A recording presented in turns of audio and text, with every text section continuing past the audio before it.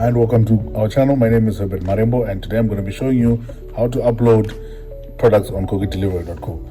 So the first thing you want to do is get into your browser, get into your computer browser, and go into the URL bar and type in www.kokidelivery.co.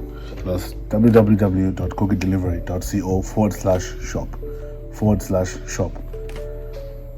Alright, so once you're on this interface, this is the main page or the login page of the seller interface. So in the top right corner, you can see the language options. You can see the language option. You can choose either English or Chinese.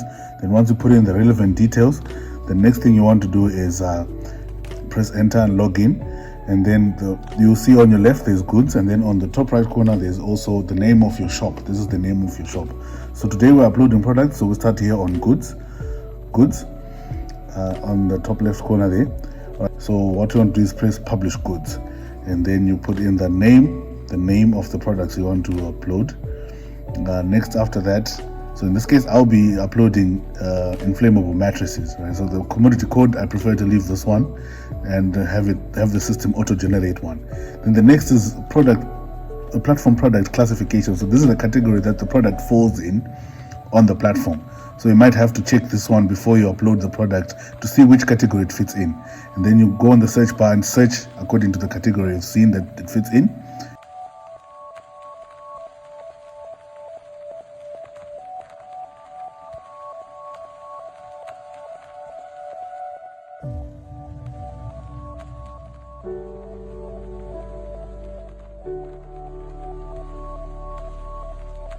And then you select and input. Next after that is the store products classification. So in your own store, in your shop, you may need to create your own category. So I'll be showing you how to do that in one of the upcoming videos. So these are the categories in the KOKI Delivery store, my store. So I've chosen the category it falls under, and then these are the units or the measure word for that item. So in this case, we sell units. So it could be kgs or whatever. So in this case, we'll be using units. So the commodity brand, the brand of the commodity. So in this case, just as an example, I'll use KOKI Delivery as a brand, just as an example. And then the supplier, again, you need to input the names and contact details of your suppliers, but it's not really compulsory. Then the next thing you're going to need to do is put product cover. So this is the first image that shows up on the platform when someone is maybe scrolling through, or when they specifically search for that item. The first picture that shows up, that is the product cover. So in this case, you go into this interface here, and then you go and upload picture, and you open, and then the picture would have uploaded successfully. So the next thing you need to do is you may need to select the specific picture that you want. So you can upload several images into this image database. So you can upload several images.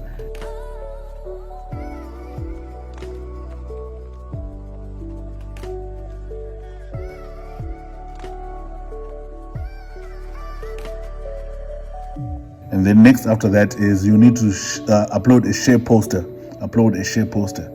So a share poster is when a user presses on share the product, let's say to other platforms. This is the image that they will see as the product image. So it's like the cover image, but only for the share, right? And then you use image. Then the commodity carousel chart is the slideshow of pictures that people see when they are on the product. So for this one, you might need to input maybe 4 or 5 even images of the product, 4 or 5 images of the product, so that they see different angles of it and so on. Then after that, you can put a video if you've got it. And then, so after that, you go on good spec. So these are now the specifications. So on good spec, what happens is, if your products don't have differences like variations, different colors, different sizes and whatnot, you can just upload it under uniform specification. But if your product has different specifications, you go on multiple specification, and then the first thing you want to put is the type of specification. So you can start with, for example, if it's different sizes, you can start with different sizes, and then under where it says add specification value, you then put if it's different sizes, then you put size 1, 2, 3, 4. If it's colors, same thing. So you go on colors, if it's colors, and then under add specification. So in this case, for example, My variations are size and accessories. Those are my variations. So you see how it looks. So I start here with size, and then I start to add the sizes. So these are the different sizes that I want to put for my product. These are the different sizes I want to put for my product. So I'll start with this one. So I just copy from a Word document and paste. You can type in as well if you want. So the next thing is I'm just going to be pasting real quick here and confirm. So make sure you don't leave any spaces here because the product will not upload. So make sure there are no spaces, and make sure they are stacked one below the other or one on top of another, because if you put them all in one line, it will pick it up as if it's one product or one specification. So make sure they are one on top of the other, and then they come out like this. All right, so the next thing on mine is, as I said, accessories, right? Accessories. So after I put in the accessories. What accessories come with the different variations? So the first one is a handheld pump, and then in the next line I put foot pump, and the other line electric pump. So these are the variations. After you put in these variations, the platform will create this chart for you. So all you need to do is now fill in all these little numbers in detail.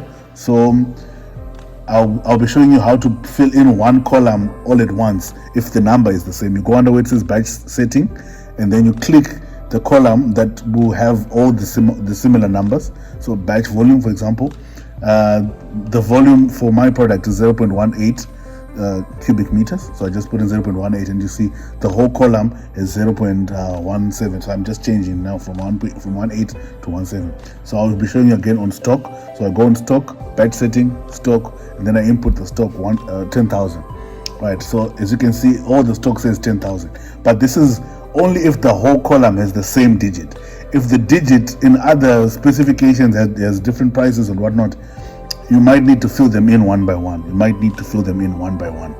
All right, so after that, you need to put in according to the specification, the image that fits that specification. So for example, the size and the volume, and then you choose the image that goes with that specification, and so on and so on.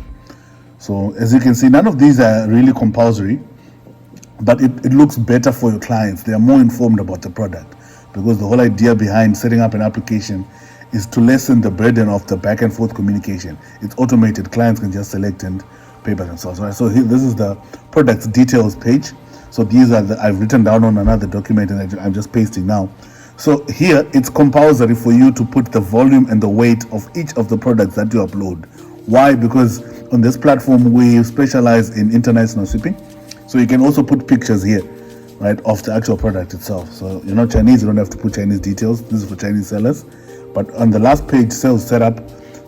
All right, so where it says stock warning, this is the number of items left in your stock that you will need the platform to give you a warning for in order to add more items. So for example, if you've got 10 items in stock, right, and maybe you will need a warning if you're running out of stock, the number that you would want the system to then give you a nudge or a warning to say, okay, you're now left with 4 items, add more stock, or you're now left with 3 items, add more.